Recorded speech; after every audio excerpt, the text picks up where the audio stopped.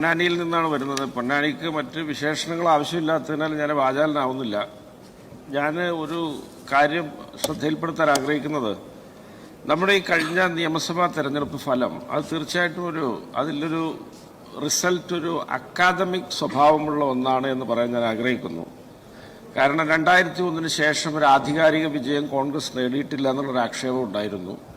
കോൺഗ്രസ് ഈ സംസ്ഥാനത്തിൻ്റെ ചരിത്രത്തിൽ ഏറ്റവും ഉയർന്ന സീറ്റുകൾ നേടിയാണ് വിജയിക്കുന്നത്. അതുപോലെ തന്നെ മുസ്ലിം ലീഗും അവരുടെ ചരിത്രത്തിലെ ഏറ്റവും മികച്ച നമ്പറിലാണ് ഈ തെരഞ്ഞെടുപ്പിൻ്റെ ഫിനിഷിംഗ് ടേപ്പ് തൊട്ടിട്ടുള്ളത്.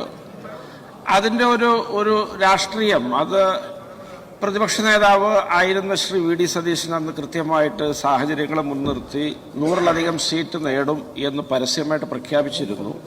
അതിന് ആനുപാതികമായൊരു തെരഞ്ഞെടുപ്പ് ഫലം കേരളത്തിൽ ഉണ്ടായത് അതൊരു അക്കാദമിക വിഷയമാണ് എന്ന് പറയാൻ ഞാൻ ആഗ്രഹിക്കുകയാണ്. ഒന്നാമതായിട്ട് എനിക്കതിൽ പറയാനുള്ളത്, ഈ ഇടത് പൊതുബോധമാണ് UDF-നെ രക്ഷിച്ചത് എന്നാണ് എനിക്ക് പറയാനുള്ളത്. ഞാൻ മനസ്സിലാക്കിയൊരു കാര്യം, കാരണം ഒരു ഇടതുപക്ഷ സ്വഭാവം എന്നത് അടിസ്ഥാനപരമായിട്ട് അതിൽ നിന്ന് വ്യതിചലിച്ച ഒരു ഭരണമായിരുന്നു കേരളത്തിൽ നടന്നിരുന്നത്. ഞാൻ ഒരുപാട് കാര്യങ്ങളുണ്ടെങ്കിലും വിസ്താര ഭയം കാരണം ഞാൻ ഒരു കാര്യം മാത്രം പറയാൻ ആഗ്രഹിക്കുകയാണ്. കാരണം LDF-ന്റെ അല്ലെങ്കിൽ CPM ഭരണകാലത്ത് 8ഓളം മാവോയിസ്റ്റ് പ്രവർത്തകരാണ് കേരളത്തിൽ പോയിന്റ് ബ്ലാങ്കിൽ വെടിവെച്ച് കൊല്ലപ്പെട്ടത് എന്നുള്ളത് ഒരു ഞെട്ടിപ്പിക്കുന്ന ഒരു കണക്കാവുന്നത് 1975-ലേക്കോ 77 കാലത്തേക്കോ ഒക്കെ നമ്മളൊന്ന് തിരിഞ്ഞു നോക്കുമ്പോഴാണ്. അന്നൊരു രാജൻ നിർഭാഗ്യകരമായിട്ട് നമ്മുടെ രാജൻ അദ്ദേഹത്തിന് ദുരൂഹ സാഹചര്യത്തിൽ അദ്ദേഹം നമ്മിൽ നിന്ന് മാഞ്ഞു പോകുന്നു. അതിനെ തുടർന്ന് അതിനെതിരെ എല്ലായിടത്തും പ്രതിഷേധമുണ്ട്. പക്ഷേ ആ ഒരു സമരത്തെയൊക്കെ റൊമാൻറ്റിസൈസ് ചെയ്തുകൊണ്ട് വിലാപഗീതികൾ ചമച്ച് വർഷങ്ങളോളം രാഷ്ട്രീയ മൂലധനമാക്കി രാഷ്ട്രീയത്തിൻ്റെ ഉയർന്ന പടവുകളിലേക്ക് കടന്നു വന്നവർ മുഖ്യ പദവികളിലിരിക്കുന്ന ഒരു കാലത്താണ് ഇതൊക്കെ സംഭവിക്കുന്നത്. അപ്പോൾ 8 പേര് പോയിന്റ് ബ്ലാങ്കിൽ വെടിവെച്ച് കൊല്ലപ്പെട്ടതിനെ കുറിച്ച് ജുഡീഷ്യൽ അന്വേഷണം വേണം എന്നൊരു ആവശ്യം ഉന്നയിച്ചതിന് അന്ന് 90 വയസ്സ് കഴിഞ്ഞ ഗ്രോ വാസുവിനെ വരെ പോലീസുകാർ ഒന്നടങ്കം സാക്ഷി പറഞ്ഞ് ജയിലിൽ കയറ്റുന്ന ഒരു സ്ഥിതിവിശേഷമൊക്കെ നമ്മൾ കണ്ടു. അങ്ങനെ ഒരു ഇടത് പൊതുബോധം സമ്പൂർണ്ണമായിട്ട് CPM-നെയും കഴിഞ്ഞ LDF സർക്കാരിനെയും കൈയൊഴിഞ്ഞിരുന്നു. ആ പൊതുബോധമാണ് UDF-ന്റെ രക്ഷക്കെത്തിയത്, അല്ലെങ്കിൽ ഇത്ര വലിയൊരു വിജയമുണ്ടാക്കിയത് എന്ന് പറയാൻ ഞാൻ ആഗ്രഹിക്കുകയാണ്. അതുപോലെ തന്നെ ഈ മലബാറിനെ സംബന്ധിച്ചിടത്തോളം മലബാറിലെ ന്യൂനപക്ഷ വിഭാഗങ്ങൾക്കിടയിൽ എല്ലാ കാലത്തും CPM-നെ പിന്തുണക്കുന്ന ഒരു വിഭാഗമുണ്ട്.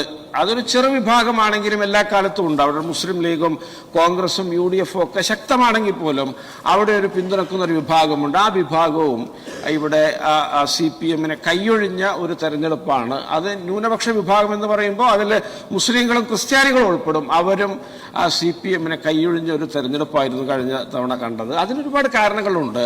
ഈ CPM ആയിരുന്നു അല്ലെങ്കിൽ ആകും ഒരു ഫാസിസ്റ്റ് വിരുദ്ധ വിഷയങ്ങളിൽ മുമ്പിലുണ്ടാവുക എന്നൊരു തെറ്റിദ്ധാരണ ഒരു വിഭാഗം ന്യൂനപക്ഷങ്ങൾക്കൊക്കെ ഉണ്ടായിരുന്നു. കാരണം അത് പലപ്പോഴും ഈ തെരുവ് സംഘടനകളിലൂടെ CPM-ന് ഒരു മേൽക്കൈയുണ്ട് എന്ന അതൊരു മോശമായ പ്രവണതയാണെങ്കിലും അങ്ങനെയൊക്കെ ജനങ്ങൾ ചിന്തിച്ച് വശായതിന്റെ ഭാഗമായിട്ട് CPM മികച്ചതാണ് എന്ന് കരുതി വശായ വലിയ വിഭാഗമുണ്ടായിരുന്നു. അവരൊക്കെ സമ്പൂർണ്ണമായിട്ട് CPM-നെ കൈയൊഴിഞ്ഞു. നമുക്ക് മനസ്സിലാവാത്ത കുറെ കാര്യങ്ങളായിരുന്നു ആ ഭരണത്തിലൊക്കെ നടന്നത്. മലപ്പുറം ജില്ലയിലെ 15,000-നടുത്ത് കേസ് മാത്രം ഉണ്ടായിരുന്നൊരു ജില്ല, പെട്ടെന്നൊരാൾ വന്ന് ഹോം മിനിസ്റ്ററെ അങ്കിളെന്ന് വിളിക്കുന്ന സ്വാതന്ത്ര്യമുള്ള ഒരാൾ വന്നിട്ട് 3 ഇരട്ടി വർദ്ധിപ്പിച്ച് 1,00,000-ന്റെ മുകളിലേക്ക് കയറ്റിവിടുന്ന കാഴ്ച. റോഡരികിൽ നിൽക്കുന്ന ഒരു താമിർ ജിഫ്രി എന്ന ചെറുപ്പക്കാരനെ തല്ലിക്കൊന്ന് വലിച്ചെറിഞ്ഞിട്ട് ഒരു പ്രതികരണവും ഇല്ലാത്ത അവസ്ഥ. ഇങ്ങനെ പോലീസിങ്ങിനെ കുറിച്ച് വ്യാപകമായ സംശയങ്ങൾ കാലത്ത് നിലനിന്നിരുന്നു. അതുപോലെ തന്നെ സാമൂഹ്യ മാധ്യമങ്ങളിൽ പരസ്യമായിട്ട് വിഷം ചീറ്റുന്ന ആളുകൾക്കെതിരെയൊക്കെ മൃദു സമീപനം പുലർത്തിക്കൊണ്ട് മുന്നോട്ട് പോകുന്ന ഒരു രാഷ്ട്രീയ സാഹചര്യം. അതിന് CPM-കാർക്ക് പോലും ഉത്തരമില്ല. ആ പ്രതികരണമാണ് അതിലൊക്കെ നിഴലിച്ചത്. അതുപോലെ കേരളത്തിലെ 2 പ്രബല ന്യൂനപക്ഷ സമുദായങ്ങളെ പരസ്പരം തമ്മിലടിപ്പിക്കാൻ വേണ്ടി ബോധപൂർവമായ ശ്രമങ്ങൾ ചില കുൽസിത ശക്തികളൊക്കെ നടത്തി രാഷ്ട്രീയ മുതലെടുപ്പിന് ശ്രമിക്കുമ്പോൾ അതൊക്കെ നടക്കുന്നെങ്കിൽ നടക്കട്ടെ, അതിന്റെ ആദ്യ ഗുണഭോക്താവ് തങ്ങളാണല്ലോ എന്ന് ലാഭേച്ഛയിൽ ചിന്തിച്ച് ആശയം മറന്ന CPM-നെയൊക്കെ വളരെ കൃത്യമായിട്ട് അത്തരം ആളുകളൊക്കെ കൈയൊഴിഞ്ഞതിന്റെ ഫലമായിട്ടാണ് CPM ഇത്തരത്തിൽ പരാജയപ്പെട്ടത്. ഒരുപക്ഷെ ഒരു 20 കൊല്ലം മുമ്പത്തെ ഒരു രാഷ്ട്രീയത്തിലൊന്നും നമുക്ക് സ്വപ്നം കാണാൻ പോലും കഴിയില്ലായിരുന്നു തൃക്കരിപ്പൂരും പയ്യന്നൂരും തളിപ്പറമ്പൊക്കെ CPM തോൽക്കുന്നത്. അതൊക്കെ സംഭവിക്കുന്ന CPM-ന് അങ്ങനെ ഒരു കുത്തക സീറ്റൊന്നും കേരളത്തിൽ ഇല്ല എന്ന് ബോധ്യം വന്ന ഒരു തെരഞ്ഞെടുപ്പ് ഫലമായിരുന്നു. തീർച്ചയായിട്ടും അത് CPM അതിനകത്തൊരു കമ്മ്യൂണിസം ചോർന്നു പോയതാണ്. തീർച്ചയായിട്ടും ആ ഒരു ഇടത് പൊതുബോധവും ഇത്തരത്തിലുള്ള വലിയ പിന്തുണക്കുന്ന വിഭാഗങ്ങളുമൊക്കെയാണ് ഇവിടെ UDF-നെ ഇത്തരത്തിലുള്ള വലിയ വിജയത്തിലേക്ക് കൊണ്ടുവന്നിട്ടുള്ളത്. പിന്നെ സ്വാഭാവികമായിട്ടും ഭരണം സമ്പൂർണ്ണ പരാജയമായിരുന്നു. ആരോഗ്യരംഗത്താണെങ്കിൽ ചികിത്സാ പിഴവുകളുടെ ഘോഷയാത്ര, തകർന്നു വീഴുന്ന കെട്ടിടങ്ങൾ, വിദ്യാഭ്യാസ രംഗം എടുത്താൽ ഇവിടെ വൈസ് ചാൻസലർമാർ യൂണിവേഴ്സിറ്റികളിലില്ല, കോളേജുകളിൽ പ്രിൻസിപ്പാൾമാരില്ല. അതുപോലെ തന്നെ വിലക്കയറ്റ സൂചികയിൽ കഴിഞ്ഞ ഒരു വർഷമായിട്ട് കേരളമാണ് നമ്പർ 1. സമാനമായിട്ട് നമ്മുടെ അഴിമതിക്കഥ പലതും നമ്മൾ കേട്ടിട്ടുണ്ട്. പക്ഷേ ഈ ശബരിമല ക്ഷേത്രമൊക്കെ ആയിട്ട് ബന്ധപ്പെട്ടൊരു അഴിമതിയൊക്കെ ഉണ്ടാവുക എന്ന് പറഞ്ഞാൽ അതൊരു കേരളത്തിന്റെ ആ ഒരു പൊതുബോധത്തിനും അതിൻ്റെ ഒരു അന്തസ്സിനും ആഭിജാത്യത്തിനും ഒക്കെ ഉള്ള വലിയൊരു പരിക്കായിരുന്നു അത്.